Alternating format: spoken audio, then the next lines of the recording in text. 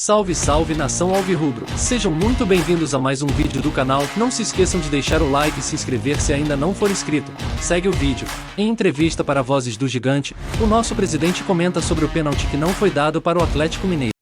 Tava vendo aqui, é interessante isso aqui. Até é bom a gente começar a projetar e aproveitar. Daqui a pouco o presidente tá aí já nos ouvindo e tal. Tá aqui, nosso estúdio móvel no Rio de Janeiro, te mete aí. Que coisa linda. Eu tenho uma curiosidade, assim, claro, vou dar bom dia pro presidente, vou dar as boas-vindas pro presidente, agradecer ele de estar com a gente aqui, mas eu tenho uma curiosidade muito grande a respeito do futuro do Internacional, presidente. A gente vai abrir um time de vôlei também, ou a gente vai deixar o Flamengo, por exemplo, dominar essa pegada aí no Campeonato Brasileiro, hein?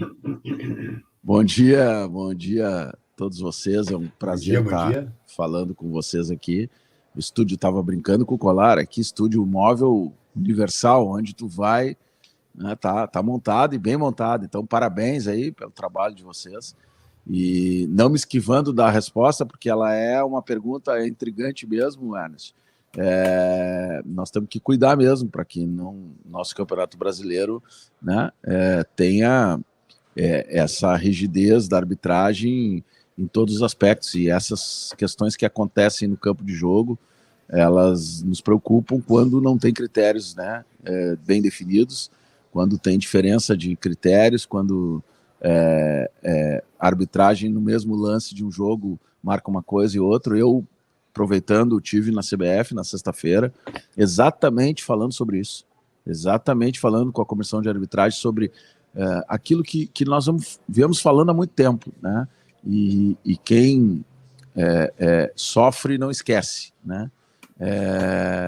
De que é preciso ter critérios na arbitragem mais organizados. Não é possível você ver um lance, o mesmo árbitro num jogo dá amarelo e no outro dá vermelho, ou um pênalti como aquele que é idêntico ao pênalti do Bustos, e a gente não reclamou porque foi pênalti, né? E aí ontem não foi, né? Então, eu acho que essas questões elas precisam ser tratadas de uma forma mais... Inclusive, falamos em tecnologia, da possibilidade de uso de um banco de dados, como tem em outras ligas, com lances idênticos formarem, né, a decisão e o árbitro ter apoio, inclusive, tecnológico para dizer em 95% dos casos idênticos a esse foi pênalti. Pronto, acabou. O cara marca o pênalti e ainda mostra depois do jogo, 95% mostra até os lances para a imprensa. Esse, tudo catalogado.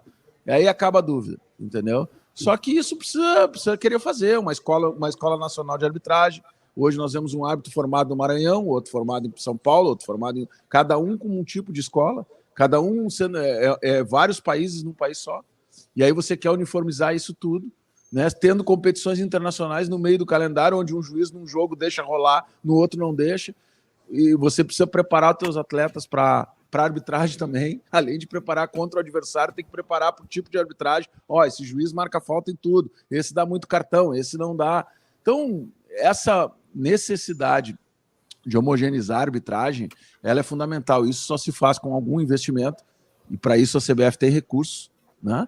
E se faz com entendimento de que é uma parte profissional, talvez não, tirando os atletas, a mais importante do espetáculo.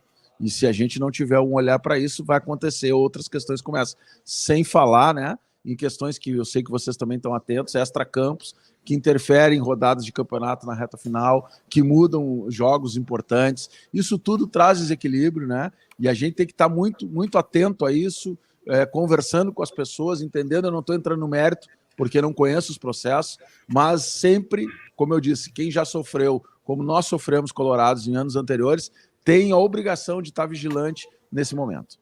Deixa eu ver.